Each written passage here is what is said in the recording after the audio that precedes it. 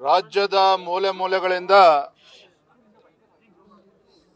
ಸರ್ಕಾರಿ ಪ್ರಾಥಮಿಕ ಮತ್ತು ಪ್ರೌಢಶಾಲೆಯ ಅತಿಥಿ ಶಿಕ್ಷಕರು ಸಾವಿರಾರು ಸಂಖ್ಯೆಯಲ್ಲಿ ಇವತ್ತು ಬಂದಿದ್ದಾರೆ. ಅವರು ಅನೇಕ ಬೇಡಿಕೆಗಳನ್ನು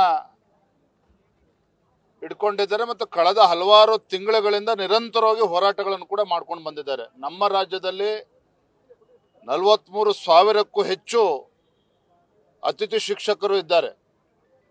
ಆದರೆ ಅವರಿಗೆ ಯಾವುದೇ ರೀತಿಯ ಒಂದು ಭದ್ರತೆ ಇಲ್ಲ.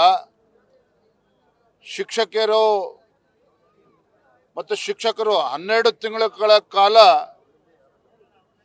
ತಮ್ಮ ಸೇವೆಯನ್ನು ಮಾಡಿದ್ರು ಸಹ, ಪಾಠವನ್ನು ಹೇಳಿಕೊಟ್ರು ಸಹ, ಕಳೆದ 6 ತಿಂಗಳಿಂದ 8 ತಿಂಗಳಿಂದ ಇವರಿಗೆ ಸಂಬಳಗಳನ್ನು ಕೂಡ, ಗೌರವಧನವನ್ನು ಕೂಡ ನೀಡೋದಕ್ಕೆ ಆಗಿಲ್ಲ ರಾಜ್ಯ ಸರ್ಕಾರ. 10,000 ಏನು ಕೊಡ್ತಾ ಇದ್ರು, ಅದನ್ನು ಕೂಡ ಕೊಡೋದಕ್ಕೆ ಸಾಧ್ಯ ಆಗಿಲ್ಲ ಹಾಗಾಗಿ ಇವತ್ತು ಅವರ ಆಗ್ರಹ ಇದೆ, ಒತ್ತಾಯ ಇದೆ ರಾಜ್ಯ ಸರ್ಕಾರಕ್ಕೆ. ಏನು 10,000 ಕೊಡ್ಕೊಂಡು ಬರ್ತಾ ಇದ್ರು. ಹಿಂದೆ ಬಿಜೆಪಿ ಸರ್ಕಾರ ಇದ್ದಾಗ ಒಂದ್ಸಲ 2,500 ಜಾಸ್ತಿ ಮಾಡಿದೆ, ಮತ್ತೆ ಎರಡನೇ ಬಾರಿಗೆ ಮತ್ತೆ 2,500 ಜಾಸ್ತಿ ಮಾಡಿದೆ. ಅಂದ್ರೆ 5,000 ಸಿಗ್ತಾ ಇತ್ತು, ಅದು 10,000 ಆಗಿದೆ. ಅದು ಈಗ ಅವರ ಒತ್ತಾಯ, ಆಗ್ರಹ ರಾಜ್ಯ ಸರ್ಕಾರಕ್ಕೆ ಕನಿಷ್ಠ 30,000 ರೂಪಾಯಿಗಳನ್ನ ಅವರಿಗೆ ಗೌರವಧನನ ನೀಡಬೇಕು. ಮತ್ತೆ ಏನು ಗರ್ಭಿಣಿಯರಿಗೆ ಅವರಿಗೆ ರಜೆಗಳು ಕೂಡ ಕೊಡ್ತಾ ಇಲ್ಲ. ಕಳೆದ 1 ವರ್ಷದಿಂದ ಅವರಿಗೆ ಗೌರವಧನ ಸಿಗ್ತಾ ಇಲ್ಲ. 43,000 ಅತಿಥಿ ಶಿಕ್ಷಕರೇನಿದ್ದಾರೆ, ಕಳೆದ 8 ತಿಂಗಳಿಂದ 1 ವರ್ಷದಿಂದ ಅವರಿಗೆ ಗೌರವಧನ ಕೊಟ್ಟಿಲ್ಲ.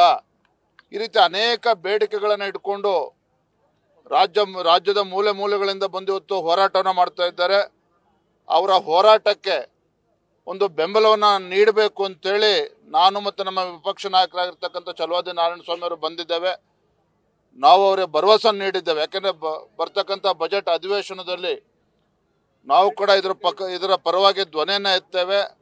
ಅವರೊಂದು ನ್ಯಾಯಸಮ್ಮತವಾಗಿರ್ತಕ್ಕಂಥ ಹೋರಾಟ ಏನಿದೆ, ಬೇಡಿಕೆಗಳೇನಿದೆ, ಆ ಬೇಡಿಕೆಗಳನ್ನು ರಾಜ್ಯ ಸರ್ಕಾರ ಈಡೇರಿಸಬೇಕು. ಆ ನಿಟ್ಟಿನಲ್ಲಿ ನಾವು ಕೂಡ ಬೆಂಬಲವನ್ನು ಇವತ್ತು ನಾವು ಸೂಚಿಸಿದ್ದೇವೆ. ನ್ಯೂಸ್ ಫಸ್ಟ್, ನಿರ್ಭೀತಿಯಿಂದ ನಿಮ್ಮ ಪರವಾಗಿ.